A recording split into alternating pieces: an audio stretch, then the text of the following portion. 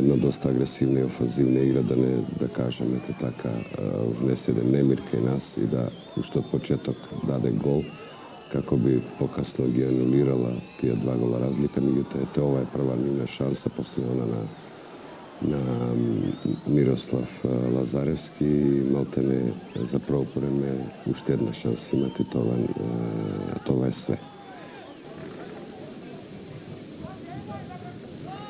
Инаку да подсетим уште еднаш дека и екипата на Победа се пласира во второто коло на Интертото купот вчера во Словачка, во Тренчин против Озета. По регуларниот тек 3:1, идентичен резултат како од првиот меч. Само да го проследиме овој напад на екипата на Цементарница. И ова е голот во некаде 20-та, 21-та минута. Наистина убаво изработена акција во празно по левата страна. Имавме играч С исклучок на Дарасенјак што внимаваше Димитровски, затоа што е исто така поподвижен, и ова е една убава прилика на Ристевски. Повторно Ристевски. И во Скопје имаше 2-3 сериозни, така наречени 100% шанси, не ги искористи.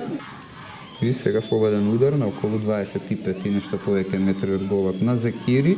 Нова можност да се загрози голот на Цементарница. Директен удар, ова беше навистина незгодно. Незгоден удар беше. И натаму во напад Колхети по левата страна. Така во воздушните дели бевме доста доминантни. Само во едно, јас викам, дисциплината, доколку се испоштува во игра, верувајте дека ништо поквалитетни од не себе. Сега тоа ќе биде вториот гол. Сега тука Жарко, еве го центар шутот, еве го со број 9. Ова беше наистина, бе рекол, атрактивен автогол.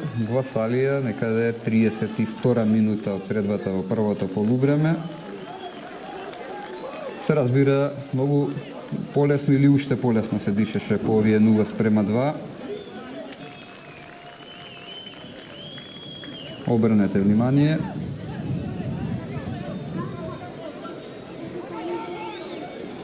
Долго се местеше. Да, прекрасен удар, преку живиот зид и тренува тој Серафимовски. 35-та минута и тука некаде би рекол заврши практично сите надежи на екипата на Колхети дека сепак може да се направи чудо.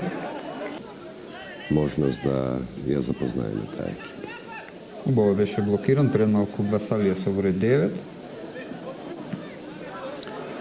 Сега тука И грешка. сега ова е убава акција. А Ристевски е десно таму кај што тука ќе заврши со удар на Савов поред гол, а Ристевски сам.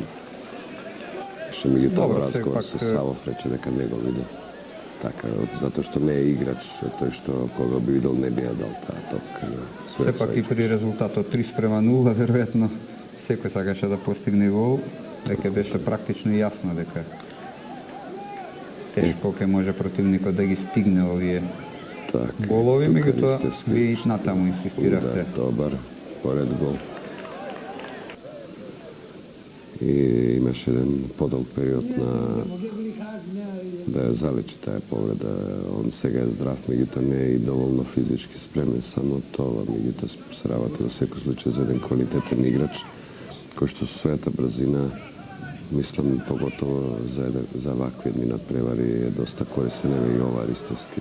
Убава шанса, така е, и тоа е веќе 4:0. 52 минута. Така Лазаревски за 4:0 и се разбира уште еднаш потврдивте дека сте патник во второто коло на Интертото купа. И нормално паѓаат и сите мотиви, се разбира, при 4:0 и имајќи предвид каков беше резултатот 7 дена пред тоа. Ова беше добра акција, одлично изработена, но и одлична интервенција на Закири.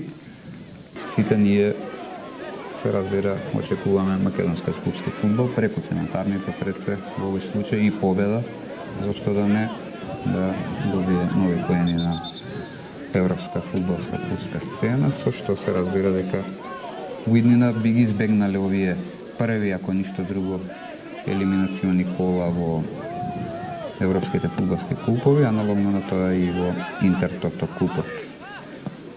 Не верувате дека све ќе направиме да тоа е една добра интервенција за Кири, све ќе направиме да не ги разочараме, како што реков, гледачите и да направиме еден поголем рейтинг не само за циментаренци, него и за македонскиот фудбал.